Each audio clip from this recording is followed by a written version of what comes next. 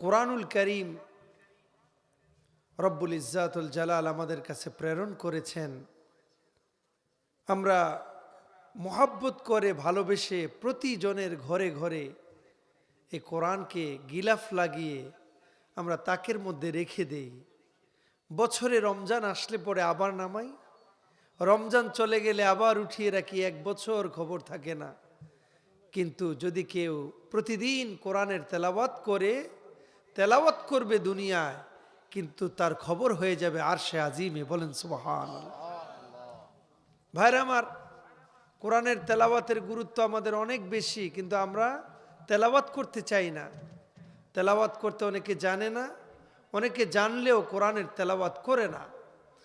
কিন্তু কোরআনুল করিমের তেলাওয়াত অত্যন্ত গুরুত্বপূর্ণ।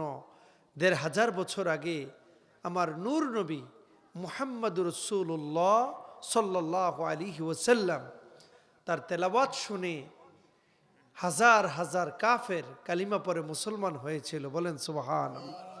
তো আজকে আমরা তেলাওয়াত ভুলে গিয়েছি, তেলাওয়াত করি না।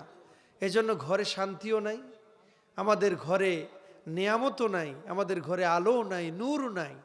এজন্য কোরআনের তেলাওয়াত করার দরকার আছে না নাই?